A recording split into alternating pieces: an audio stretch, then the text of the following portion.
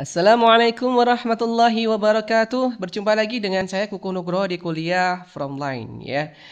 Baik, ini mata kuliahnya Internet Working 2 ya, materi ke-8 sekarang ya, materi ke-8 yaitu terkait Ether Channel ya, terkait Ether Channel. Nanti kita akan belajar Ether Channel setelah kita sebelumnya belajar VLAN ya, Inter VLAN. Nah, baik, ini masih seputar jaringan switch ya, masih seputar jaringan switch ya, di mana ada teknologi namanya Ether Channel, begitu ya. Baik, nanti kita akan belajar lebih jauh terkait Ether Channel ya. Nah, di bagian yang pertama, di materi ke-8 bagian yang pertama, kita akan mempelajari teori dulu ya, terkait konsep Ether Channel itu sendiri ya, terkait konsep Ether Channel itu sendiri. Nah, kalau kita membahas terkait Ether Channel, sebenarnya Ether Channel itu apa? Kita belajar dulu terkait latar belakang. Latar belakang kenapa Ether Channel itu ada, ya. Oke. Ether Channel itu sendiri sebenarnya ini produknya Cisco ya. Ini adalah protokol atau teknologi produknya dari Cisco ya. Produknya dari Cisco. Jadi hanya perangkat yang berasal dari vendor Cisco yang bisa menggunakan teknologi ini ya, Ether Channel ini ya, itu gitu ya. Baik, Ether Channel itu sebenarnya bukan protokol, mohon maaf, teknologi lebih cenderung ya. Nanti kita bahas lebih lanjut. Ini lebih cenderungnya namanya adalah teknologi, saya katakan ya. Ini adalah namanya teknologi, karena nanti teknologi ini namanya Ether Channel ini nanti akan menggunakan protokol gitu ya, akan menggunakan protokol untuk mengaktifkan si teknologi ini gitu ya, kira-kira seperti itu. Nah, kita lanjut ya. Tadi saya sudah singgung latar belakangnya kenapa Ether Channel itu ada begitu ya. Ini misalnya gitu ya, ini kita bahas latar belakang.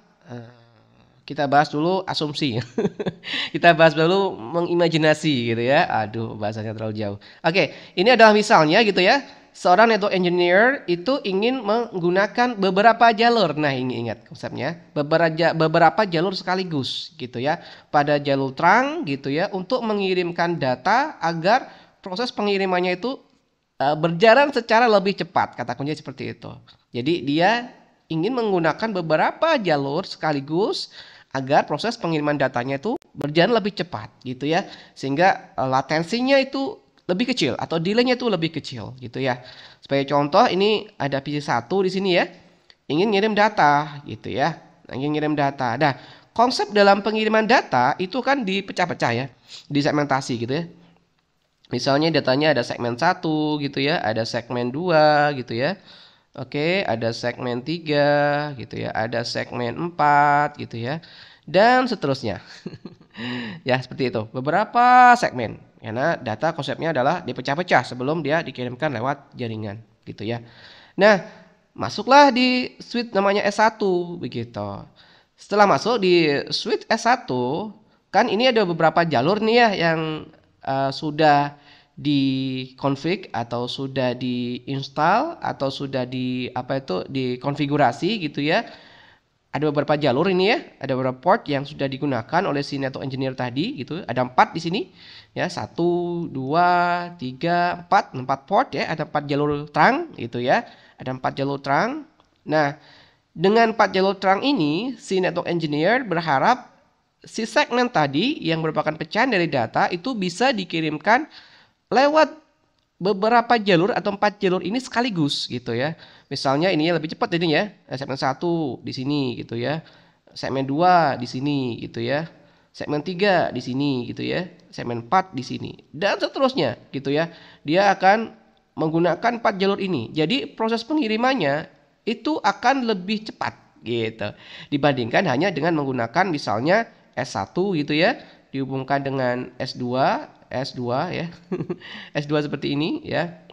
Itu hanya menggunakan satu jalur. Nah, satu jalur seperti ini. Misalnya S1 kirim S2 secara serial gitu ya. Secara serial gitu ya. Secara serial itu tidak lebih cepat kalau dibandingkan dengan pengiriman secara paralel seperti ini gitu ya, dengan menggunakan beberapa jalur. Nah, lebih cepat ini kan? Nah, lebih cepat ini, lebih cepat ini. Ini lebih cepat gitu nantinya.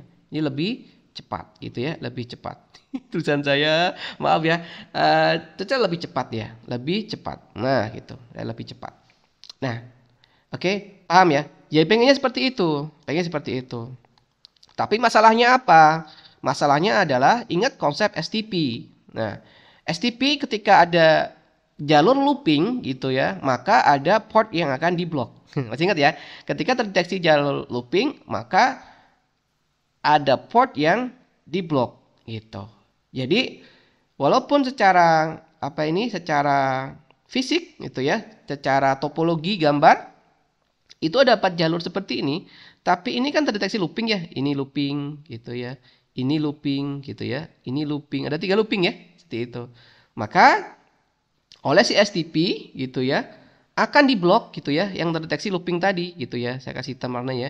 Jadi ini diblok misalnya, misal ini diblok oleh si STP. Kenapa? Ini looping, terdeteksi looping di sini, terdeteksi looping. Ini terdeteksi looping, maka ini diblok gitu ya. Terdeteksi looping, maka ini diblok gitu ya. Jadi kesimpulannya apa? Hanya ada satu jalan yang dipakai ya. Ada satu jalur yang kepake ya. Jadi sama aja gitu ya. Sama aja sama yang di atas gitu ya. Walaupun secara topologi ada 4 jalur, tapi hanya satu jalur yang kepake. Tetap aja proses komunikasinya atau proses pengiriman datanya secara serial gitu ya. Yang ini ya, secara serial gitu ya, secara serial gitu. Nah, paham ya? Seperti itu. Nah, ini masalah gitu ya. Pengennya kita lebih cepat tuh pengirimannya, tapi tidak gitu ya. Karena apa? Ada STP di sini ya, yang akan menghindari terjadinya proses switching loop ya. STP kan ini akan menghindari terjadinya proses switching loop ya gitu ya. Seperti itu. Nah, materinya sudah sebelumnya ya, seperti itu ya tentang STP. Nah, seperti itu, tidak seperti itu. Jadi ada pengennya cepat tapi ada STP. Jadinya sama saja gitu ya. Sama saja tetap menggunakan satu jalur gitu. Seperti ini jelas ya. Nah, dengan menggunakan namanya Ether channel ini ya, dengan menggunakan namanya teknologi Ether channel ini ya, Ether channel ini gitu, maka peran STP gitu ya, peran STP akan diabaikan. Peran STP akan diabaikan gitu ya. Jadi STP kamu jangan bekerja dulu deh, karena saya butuh jalur yang lain gitu untuk mengirimkan. Kayak seperti itulah. Jadi kira-kira bahasa seperti itu. Jadi ini akan diabaikan STP-nya nantinya. Bagaimana caranya? Nah, kita akan belajar ya. Seperti itu. Nah, dan cukup jelas ya latar belakang seperti itu. Jadi solusinya sudah saya jelaskan tadi ya. Solusinya adalah kita menggunakan teknologi yang namanya Ether channel gitu ya. Jadi teknologi ini itu dikembangkan oleh Cisco gitu ya. Yang mana teknologi ini difungsikan untuk menggabungkan, nah kata kunci ini, menggabungkan gitu ya, beberapa jalur fisik, ya, beberapa jalur fisik menjadi satu jalur secara logik gitu. Jadi kalau ini ada 4 jalur, misalnya ada 4 jalur, ini akan digabung gitu, akan digabung menjadi satu jalur, tapi konsepnya secara logik gitu, secara logik.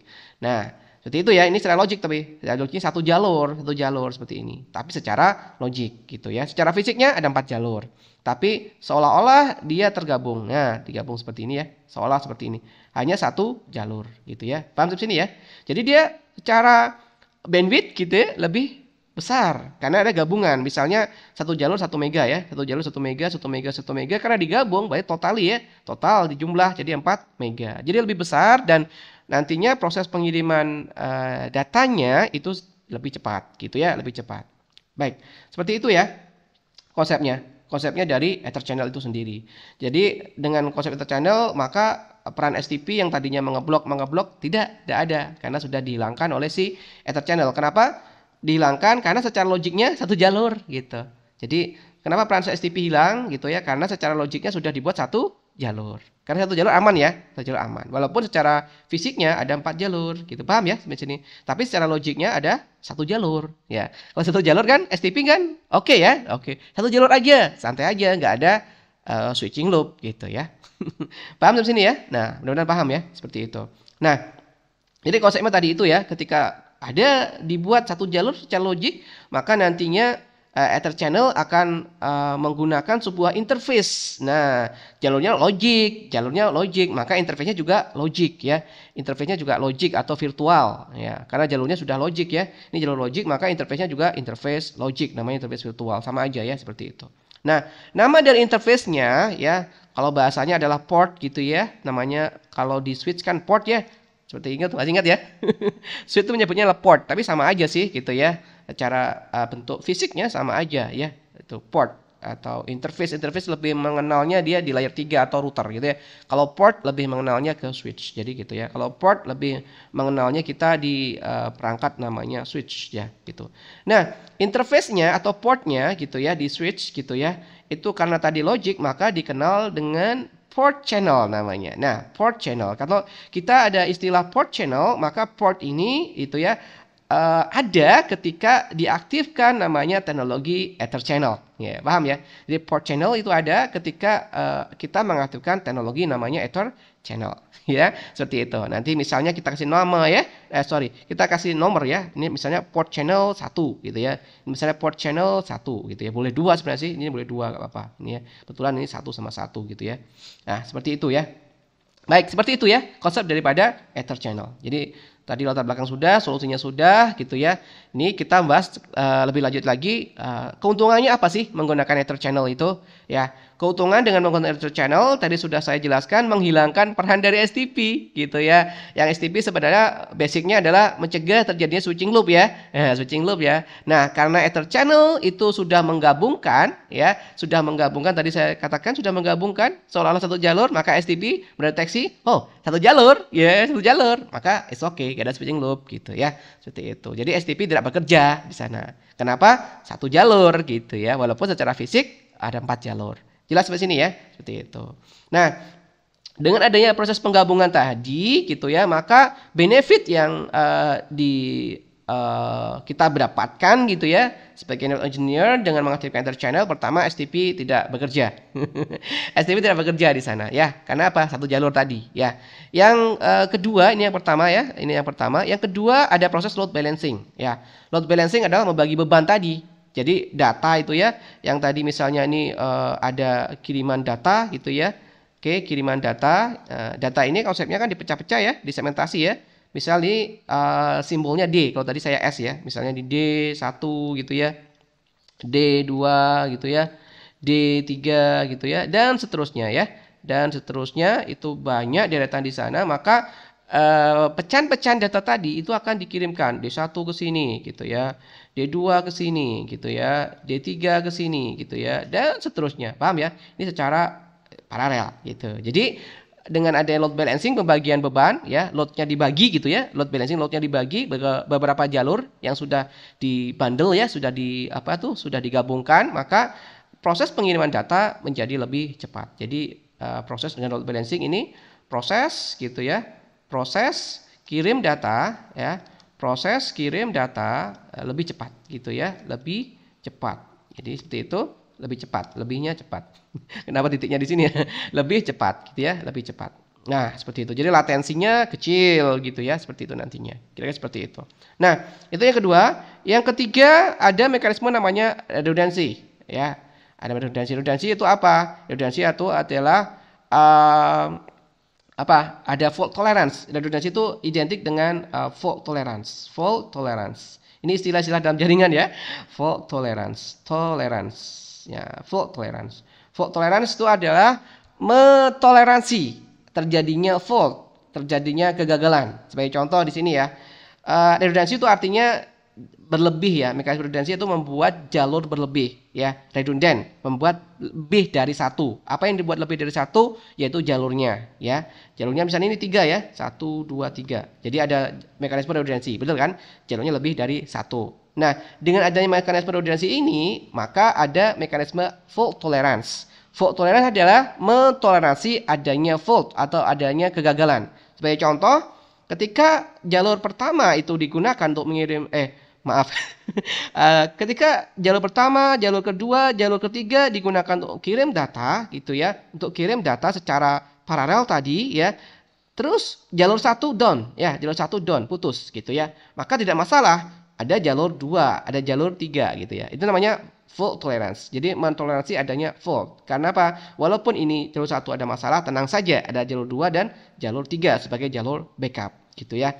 Jadi fault tolerance ini ada, kenapa? Karena ada jalur backup ya. Konsepnya ini ya. Karena ada jalur backup gitu. Ya, konsep jalur backup itu namanya ada konsep namanya redundancy. akibat redundancy ya. Gitu. Ada hubungannya ya. Redundancy adalah membuat jalur berlebih. Dengan jalur berlebih itu ada mekanisme fault tolerance. Kenapa ada fault tolerance? Karena ada jalur backup. Jadi nggak pusing ya. Ini hubungannya redundancy, fault tolerance, jalur backup. Jadi ada hubungannya seperti itu. Baik, seperti itu ya. Ada 3 keuntungan dengan menggunakan Ether channel. Gitu ya. Nah, nanti setelah teori ini praktik ya, tapi di video berikutnya. Nah, ini teori saja gitu ya dulu. Nah, ini panduan dalam konfigurasi Ether channel ya. Panduan dalam konfigurasi Ether channel. Oke, yang pertama panduannya, kecepatan transfer data interface itu harus sama. Interface bisa dikatakan port ya, karena kita ngomongnya di sini masih switch. Ini harusnya port ya. Port ya, tapi kalau kita nyintaks perintahnya tetap interface. Nah, ini port karena kita masih membahas switch ya, membahas switch. Misal gitu ya, kita menggunakan port di sini itu fast Ethernet gitu ya. Fast Ethernet itu kecepatan teorinya adalah 100 Mbps gitu ya. Maka di ujungnya di S2 sama, harus fast Ethernet juga gitu. Paham ya? Oke, seperti itu. Di bawahnya juga harus fast Ethernet. Di sini juga fast Ethernet, di sini fast Ethernet, di sini fast Ethernet. Paham ya? Jadi kecepatannya harus sama. Tidak boleh di sini fast Ethernet, di sini gig gitu ya. Di sini gig gitu ya. Mentang-mentang kita punyanya nggak bisa ya kalau ya boleh deh dalam sebuah dalam sebuah switch ya, sebuah switch di portnya itu ada yang portnya gitu ya, portnya switch gitu ya, portnya switch ya, ini port gitu ya. Ini semua port gitu ya. Ini semua portnya switch. Ada salah satu misalnya 2 gitu ya, yang dia gigabit Ethernet. Misalnya yang dua ini fast gitu ya. Fast Ethernet. Nah, fast Ethernet ini adalah fast Ethernet gitu ya. Nah, ada juga yang gigabit gitu ya. Nah, ini nggak boleh ini digabungkan untuk yang ini ya. Misalnya ini sama ini kita gabung. Nggak boleh. Kenapa? Beda kecepatan. Nah, beda kecepatan gitu ya. Beda kecepatan. Seperti itu ya konsepnya. Jadi harus sama kecepatan transfer datanya, begitu ya. Nah, seperti itu konsepnya. Baik, seperti itu ya. Kemudian yang kedua, ini jumlah port switch yang bisa digabung maksimal 8. Jadi kita akan menggabungkan beberapa port, ini 3 ya, 1, 2, 3. Itu sampai itu 8 ya, maksimalnya 8 gitu ya. Jadi switch sekarang itu maksimalnya 8 gitu ya. Ada juga switch yang tertentu misalnya 2900 itu kata di buku ya, saya belum pernah coba juga. Kata di buku tuh 6 ya, maksimal 6, tapi kebanyakan tuh 8 gitu ya. Nah, yang ketiga, jadi untuk mengaktifkan ini Ether channel, maka mode yang diaktifkan di sini harus terang gitu ya. Ya, harus terang. Di sini terang, di sini harus diaktifkan mode terang. Semuanya harus diaktifkan mode terang gitu ya. Seperti itu. Ya, ketika sudah diaktifkan mode terang berarti jalur trunking ya, baru digabung gitu ya. Enggak boleh digabung dulu baru trunking ya. Jadi dibuat terang dulu baru digabung gitu ya, seperti itu. Baik, seperti itu ya. Kemudian yang keempat gitu ya, menggunakan native VLAN yang sama gitu ya. Jadi modenya harus terang tadi sudah ya. Kemudian native VLAN-nya sama. Misalnya defaultnya memang VLAN 1 ya. Jadi jangan diubah-ubah. Defaultnya semua interface ini, port ini, semua interface ini semuanya menggunakan native VLAN 1 kalau di Cisco ya. Seperti itu. Jadi jangan dirubah ya. Kalau dirubah nanti nggak bisa mengaktifkan Ether channel gitu ya. Jadi native VLAN-nya harus sama. Jadi jangan dirubah karena native-nya menggunakan VLAN 1 semuanya. Nah, seperti itu. Kemudian yang kelima, rentang VLAN ID yang diizinkan harus sama. Jadi kalau yang di sini misalnya ya mengizinkan VLAN 1, 10, 20, 30 misalnya ya. Di sini mengizinkan 1, 10, 20, 30 yang di sini. Maka di sini juga sama. Yang diizinkan juga sama. 1, 10, 20, 30 gitu. Harus sama ya. Yang diizinkan lewat. Jadi VLAN yang diizinkan lewat itu harus sama. Ini gitu seperti itu. Jadi ada beberapa constraint, ada beberapa parameter, beberapa hal ya yang harus kita perhatikan sebelum kita config Ether channel ya, seperti itu. Baik. Kemudian dalam menggabungkan beberapa port ini, dalam menggabungkan beberapa port switch gitu ya. Oke, ada dua cara ya, dua cara. Yang pertama itu istilahnya dipaksa. Istilah dipaksa, ya, paksa harus gabung gitu, ya. Saya tidak mengatakan manual sama otomatis ya kayak di routing protokol. Ini beda. Ini namanya saya istilahkan beda. Paksa interface, jadi pemaksaan ini. Pemaksaan. Jadi pemaksaan ya, kita bisa gampang mengingatnya, pemaksaan. Paksa interface. Jadi mode ini dinamakan sebagai mode on. Nah, mode ini dinamakan sebagai mode on. Gitu ya, gampang ya. Itu. Oke. Dinamakan sebagai mode on. Ya, kalau ada mode on berarti mode paksa, gitu ya. Yang kedua itu namanya mode ada proses negosiasi. Jadi yang pertama pemaksaan, yang kedua ada proses negosiasi. Yang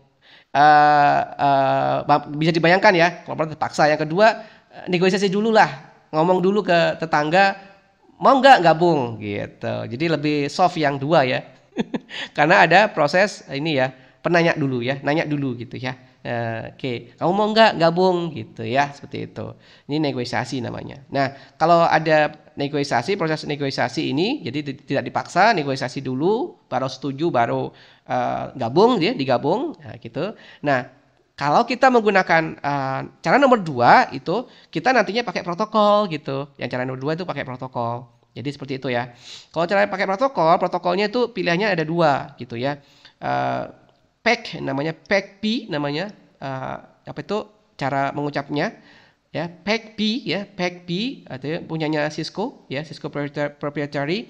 Yang kedua ada LACP, ini open ya, yang buat EEE ini open, jadi semua vendor bisa menggunakan LACP ya, LACP ya, seperti itu. Nah, kalau kita menggunakan LACP itu kita belajar kode standarnya ya, karena EEE mesti menggunakan kode ya. Contoh WiFi gitu ya, Ethernet itu yang membuat EEE pasti ada kodenya ya. Kita belajar kode awalnya sih LACP itu ini 802.3AD. Jadi kalau ada kode 802.3AD yaitu LACP gitu ya, LACP gitu ya. Tapi sekarang ada kode terbaru lagi ya, perbaruan daripada LACP itu yang mungkin yang lebih bagus ya. LACP-nya itu ada kode 802.1AX gitu ya, kodenya yang terbaru. Ini yang terbaru. Oke, di perangkat-perangkat yang terbaru mungkin sudah pakai LACP yang kodenya 1AX gitu ya. Mungkin seperti itu. Baik, itu pengantar ya terkait protokol yang digunakan untuk negosiasi di teknologi Ether Channel. Untuk apa? Untuk menggabungkan port-port switch gitu ya. Baik. Kemudian kita bahas yang mode yang negosiasi ya. Yang paksa tidak usah lah ya. Paksa nanti cukup dikasih sintaks on gitu ya. Seperti itu nanti dia akan gabung gitu ya. Kita sekarang bahas tentang yang negosiasi tadi. Ada 2 protokol ya. PEG-P ya. PIGP ya namanya. Tapi katanya si buku ngomongnya ya, pronounce-nya adalah PEG-P ya. Kita ngomong aja PEG-P ya. PEG-P itu apa ya? Untuk mengaktifkan negosiasi, kalau ada proses negosiasi, tentu saja ada paket yang dipertukarkan. Jadi kalau kata kuncinya negosiasi, berarti di sini ada paket yang dipertukarkan. Kayak ngeja.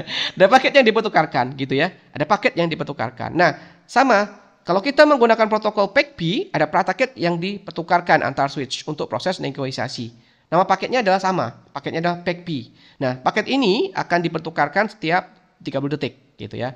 Jadi S1 ini diaktifkan Ether Channel. Ether Channel. Ether Channel bukan protokol sekali lagi ya. Dia teknologi, misalnya Ether Channel ini menggunakan PEG-P ya. Misalnya Ether Channel ini ya, kita mengaktifkan teknologi Ether Channel gitu ya. Mengaktifkan teknologi Ether Channel di mana protokol yang digunakan adalah PEG-P, maka S1 ini akan mengirimkan paket PEG-P secara periodik gitu ya, setiap 30 detik sekali. Untuk apa? Proses negosiasi gitu ya. Jadi di interface ini, di port ini kirim paket PEG-P ya ke S2. Di port ini kirim paket PEG-P ke S2. S2 juga sama. Di port ini kirim PEG-P ke S1, kirim PEG-P ke S1 gitu ya, dipertukarkan. Kalau parameternya sama gitu ya, yang ini misalnya tadi ya, kecepatannya sama gitu ya, kemudian native VLAN-nya sama gitu ya, native load jadi yang diizinkan lewat sama gitu ya, akan terjadi kesepakatan. Jadi itu syaratnya itu. Jadi misalnya kecepatannya sama gitu ya tadi ya, native VLAN-nya sama, maka nanti akan terjadi negosiasi. Oke, nanti kalau sudah deal, oke deal gitu ya. Ya oke. Akan terjadi penggabungan ya, dia akan ngecek gitu ya, akan ngecek. Jadi kalau sama akan digabung gitu ya. Paham ya? Karena ada proses negosiasi tadi. Sama nggak parameternya yang ada di S1 ataupun di S2 begitu ya. Baik. Seperti itu ya. Sebenarnya bisa dipahami ya. Seperti itu. Nah, untuk setting mode, jadi dalam operasinya PIGP itu mengenal setting mode. Ada dua mode ya, desirable sama auto. Ya, desirable tuh bahasa gampangnya gitu ya. Dia yang aktif. Desirable tuh yang aktif. Jadi aktif yang kirim. Jadi ketika sebuah switch itu mengirimkan paket PAC-B gitu ya, maka seperti ini ya, sebuah switch mengirimkan paket PAC-B, maka mode yang diaktifkan di port ini desirable ya, paham ya? Mode yang diaktifkan adalah desirable gitu. Nah, ketika ada port switch tidak mengirimkan paket PAC-B, itu modenya auto ya, gitu ya. Jadi kalau auto itu menunggu, kata kuncinya, menunggu kiriman paket PAC-B gitu ya. Paham ya seperti ini ya? Nah, ada kombinasi mode supaya nanti terjadi ini kesepakatan. Terjadi kesepakatan. Ya harus ada kesepakatan kan, negosiasi ya. Jadi ada kombinasi mode supaya terjadi kesepakatan. Nah, ini kombinasinya ya.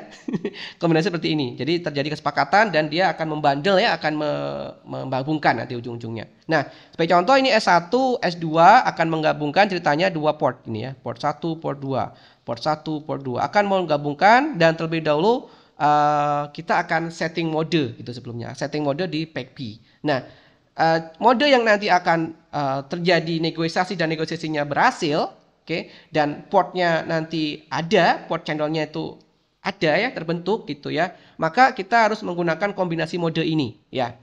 Jika kita menggunakan di S1 modenya on, di S2 on, maka dia akan berhasil negosiasinya, penggabungannya berhasil. Gitu ya. Oke, di S1-nya on di sini, di S2-nya di sini on. Oke, berhasil. Karena sama-sama maksa ya. Sama-sama maksa berhasil. Atau tapi kalau di S1-nya on, di S2-nya adalah desirable atau auto. Ya enggak sinkron ya. Yang satu maksa, yang satu butuh negosiasi. Saya pengen negosiasi, saya pengen maksa. Ya enggak jadi ya. Jadi gagal ya, enggak jadi. Jadi proses negosiasinya gagal gitu ya. Paham ya? Oke, sampai sini paham ya? Nah, ada kombinasi kedua. Yang di sini desirable. Desirable itu apa ya? Dia aktif ya, kirim paket PAC-B. Kalau ini yang tetangga juga aktif, jadi sama-sama aktif. Jadi di sini kirim, di sini juga kirim gitu ya. Di sini juga kirim paket namanya paket PAC-B gitu ya. Kirim paket PAC-B gitu ya. Kirim paket PAC-B, maka sama-sama kirim. Oke, kalau sama-sama kirim juga sama, akan terjadi negosiasi ya. Berhasil negosiasinya. Jadi akan terbentuk penggabungan, nanti akan terbentuk port namanya port channel gitu ya, berhasil gitu ya, negosiasinya berhasil. Oke, seperti itu. Atau ya, yang di sini desirable, yang sini nunggu, nggak apa-apa, berhasil gitu, berhasil.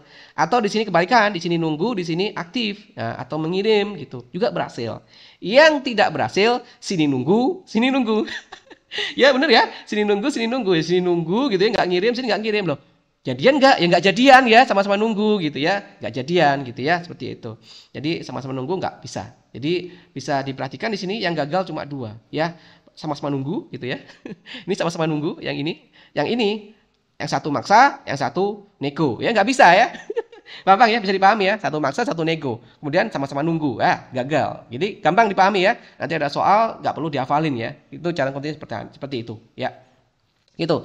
Kemudian kita bahas protokol berikutnya yaitu LACP ya. LACP ini multi vendor ya, boleh digunakan oleh semua vendor switch ya, seperti itu. Tapi konsepnya sama, ada paket yang dipertukarkan ya. Nah, ini saya tidak tahu referensinya, belum tahu. Mungkin teman-teman rekan-rekan bisa komen ya, berapa detik gitu akan dikirimkan. Nah, mohon maaf kalau di PAC-B ada ya 30 detik ya. Ini belum dapat saya. Atau saya kurang baca gitu ya, mohon maaf ya. Intinya secara periodik kemungkinan, tapi waktunya saya belum tahu referensinya, belum dapat referensinya ya. Jadi paket LCP dikirim, sehingga sama-sama kirim nanti misal gitu ya, nanti ada proses negosiasi gitu ya. Sebenarnya sama sih, sama kayak PAC-B gitu ya, pakai mode juga gitu ya, tapi nama istilahnya berbeda. Kalau di sini aktif, di sini pasif. Aktif itu kayak desirable ya, sama juga ya. Aktif kayak desirable di sini, pasif kayak auto. Di sini kayak desirable, ini auto. Jadi ini asumsinya kayak desirable gitu ya. Kalau ini logikanya kayak auto di PAC-B ya, di PAC-B kayak gitu. Nah, sama. ya. Oke, sama. Jadi kombinasinya pun sama ya. Yang gagal pasti di sini. Satu maksa, satu nego. Gagal gitu ya. Paham ya? Kita yang gagal saja ya. Yang gagal lagi, satu nunggu, satu nunggu. Gagal gitu ya. Paham ya? Yang gagal itu ya, seperti itu. Yang nggak terjadi proses negosiasi, nggak terjadi proses penggabungan port ya, seperti itu. Baik, terima kasih. Sudah, ini teori dulu ya terkait apa itu ini Ether channel. Oke, terkait konsep Ether channel itu sendiri ya, bahwasanya Ether channel itu sebenarnya itu teknologi gitu ya, dimana teknologi ini menggunakan dua protokol kalau cara menggabungkannya secara negosiasi ya, ya seperti itu. Nanti ada juga yang cara maksa sebenarnya ya. Dan ada protokolnya ada apa aja, ada LACP sama PECP gitu ya, seperti itu. Baik, terima kasih. Semoga bermanfaat ya. Saya akhiri dulu materi kali ini. Terima kasih. Assalamualaikum warahmatullahi wabarakatuh.